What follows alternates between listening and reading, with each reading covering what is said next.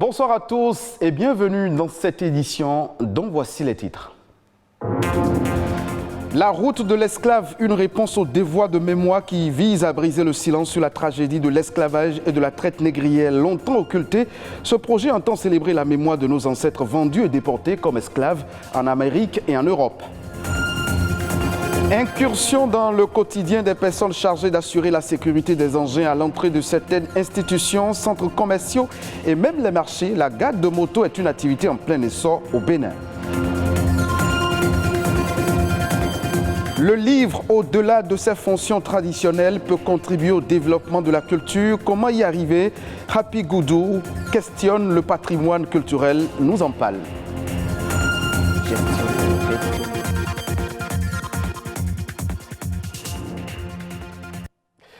Intéressons-nous à l'initiative de l'UNESCO qui œuvre de façon déterminante à une meilleure connaissance de la traite négrière, de l'esclavage et de leurs conséquences. Il s'agit du projet La route de l'esclave, résistance, liberté, héritage. Lancé en 1994 à Ouidah, au Bénin, ce projet s'attache à briser le silence sur cette tragédie, mettre en lumière les interactions culturelles issues de cette histoire. La traite négrière, c'est plusieurs siècles d'esclavage dont on se souvient encore aujourd'hui. C'est ce que nous disent Yves Agolopessi et Ulvaeus Balogun. Briser le silence sur la traite négrière et l'esclavage. Tel est le sens du projet La route de l'esclave, lancé en 1994 à Ouidah. C'est un projet qui s'intéresse donc au processus de la traite, de comment ça s'est passé, ce trafic d'êtres humains et comment les captifs qui ont été transformés en esclaves par la violence, la coercition, ont survécu, comment ils ont résisté, qu'est-ce qu'ils ont apporté, comment ils ont pu garder leur culture, comment ils ont influencé les sociétés esclavagistes et tout le mouvement d'émancipation. Et enfin, quelles sont les conséquences de cette histoire aujourd'hui dans les sociétés contemporaines, c'est-à-dire les préjugés raciaux sur les Africains et les personnes d'ascendance africaine, la discrimination, le racisme et donc tous les héritages qui se perpétuent aujourd'hui. La route de l'esclave, c'est un lieu de mémoire unique et exceptionnel. Située à Ouidah, sur les rives du golfe de Guinée, cette route fait revivre les derniers pas des 2 millions d'hommes, femmes et enfants qui ont été déportés. C'est l'occasion pour tous les chercheurs, les historiens, les professeurs et tous les experts qui travaillent sur la question de la traite de se retrouver de temps en temps pour faire le point sur les avancées, sur les problèmes qui sont toujours patents, qui restent à gérer autour de cette thématique. La route de l'esclave, c'est 7 étapes et 4 kilomètres pour remonter le temps et rendre hommage. La reconnaissance d'un certain nombre de sites touristiques. Cela développera le tourisme mémoriel. Et vous le savez mieux que quiconque, quand il y a un touriste qui arrive quelque part, il est logé dans nos hôtels, il mange, il achète des souvenirs. Le développement économique qui est derrière intéresse beaucoup le tissu économique du Bénin. Avec la route de l'esclave, c'est une meilleure compréhension des causes et des modalités d'opération de l'esclavage et de la traite négrière, de ses enjeux et conséquences dans le monde. Il est un outil de développement culturel qui participe également à la conservation et à la transmission de l'information et du savoir. Il s'agit du livre.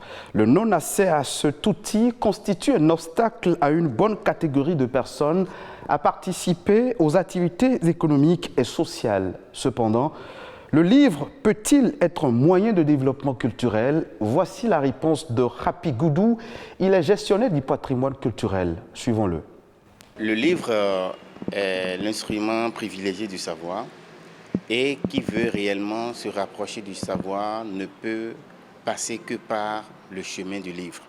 C'est une filière, disons, importante pour le développement culturel d'un pays parce que le livre avant de devenir ce document, imprimé, qui renferme le savoir, la connaissance, il passe par des étapes. Du coup, c'est une chaîne avant que le document que nous voyons ne soit réellement visible, parce que la finalité, c'est, la rentabilité économique que cet ouvrage-là, qui a été inspiré par l'auteur, puisse apporter. L'importance du livre pour l'économie d'un pays ou la culture d'un pays, c'est à double titre. 1, ça nourrit la connaissance, et 2, ça permet à tous ceux qui interviennent dans cette filière, les acteurs, d'en jouir, donc de pouvoir se servir donc, de cette connaissance-là pour pouvoir économiquement vivre.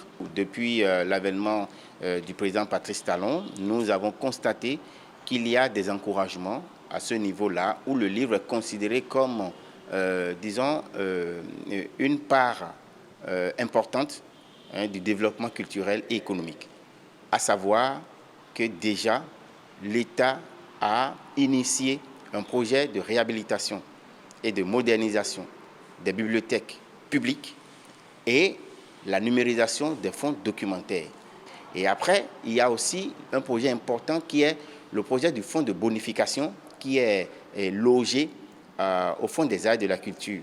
Donc ce projet qui vient encourager les industries culturelles. Et parlant des industries culturelles, nous avons bel et bien la chaîne du livre. Du coup, cela vient donner un souffle de soulagement, donc un bouffée d'oxygène à tous ces promoteurs qui vont pouvoir désormais aller à la bancarisation de leur projet d'édition du livre, par exemple, et de pouvoir voir l'État rembourser les intérêts.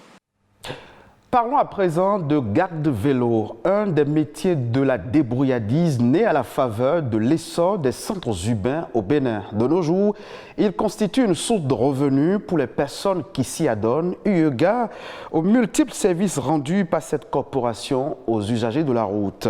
Cette activité en plein essor semble nourrir son homme, nous dit Ilvaïus Balogun à travers son reportage. Nous venons à 7h et à 20h, nous fermons. Les gens viennent garer leurs motos et nous les surveillons. Nous n'avons jamais eu de perte de moto. Tel est le quotidien de Daniel. Son activité est de veiller sur ses motos.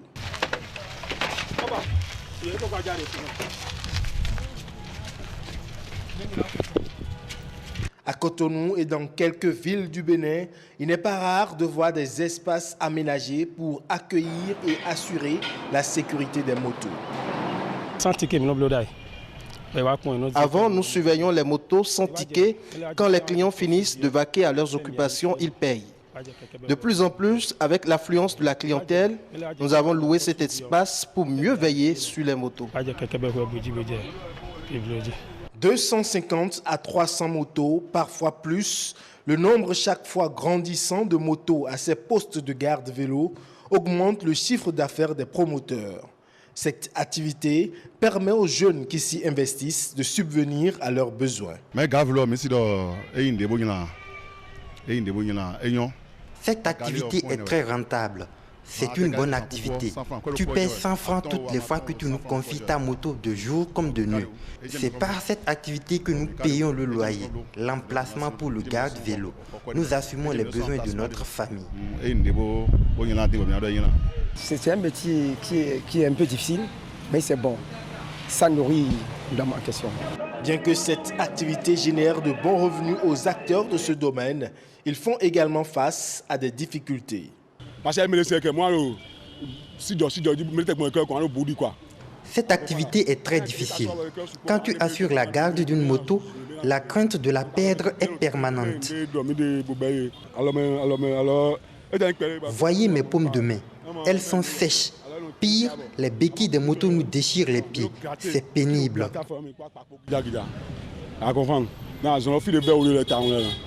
Garde-vélo, cette activité banalisée par le grand nombre semble rentable selon les acteurs.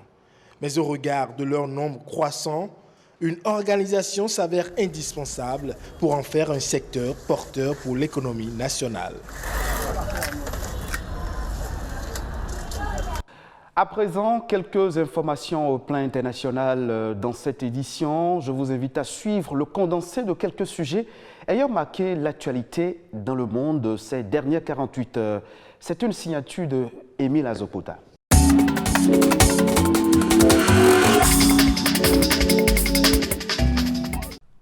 Entre la sécheresse au Canada, une récolte russe décevante et une forte demande mondiale, le prix des céréales s'envole. Du pain béni pour les agriculteurs français. Au lundi 23 août, les moissons ne sont toujours pas terminées. Dans le nord de la France, comme en Normandie, des moissonneuses batteuses sont encore dans le feu de l'action. Cette année, la récolte de céréales démarrait tardivement sous les prolongations. Malgré les épisodes pluvieux qui ont compliqué la tâche dans les champs, le moral est croisé au beau-fils pour les céréaliers français. Pour preuve, la tonne de blé tendre livrée à Rouen a franchi le seuil des 250 €, soit plus de 163 000 francs CFA la tonne. Israël vient de lancer une campagne de tests sérologiques anti-Covid-19 pour les enfants de 3 ans et plus. Il s'agit d'étudier les anticorps développés par les jeunes non vaccinés à la veille de la rentrée scolaire. Objectif, éviter le report de la rentrée des classes le 1er septembre prochain. Les tests permettront de vérifier si les élèves ont été déjà touchés par le coronavirus sans le savoir. Pas de quarantaine pour les enfants qui ont développé suffisamment d'anticorps, même s'ils sont en contact avec des personnes contaminées. C'est ce que prévoit ce projet qui est mené conjointement par les ministères de la Santé et de l'Éducation et aussi par les services de santé de l'armée israélienne. Cette campagne de tests sérologiques gratuit par simple piqûre au doigt est destinée aux enfants âgés de 3 à 12 ans. Les adolescents, eux, peuvent depuis le début de l'été recevoir la double dose du vaccin anti-Covid-19. Un tour en Haïti pour finir, un sentiment d'abandon par les autorités. Plus d'une semaine après le séisme meurtrier de magnitude 7,2 sur l'échelle de Richter, Haïti tente de panser ses plaies. Selon un bilan provisoire, 2200 personnes ont trouvé la mort dans la catastrophe. Les besoins des sinistrés sont immenses, tandis que l'aide humanitaire a bien du mal à être acheminée. Après l'effort, l'heure est à l'incompréhension chez certains Haïtiens qui se sentent abandonnés par l'État.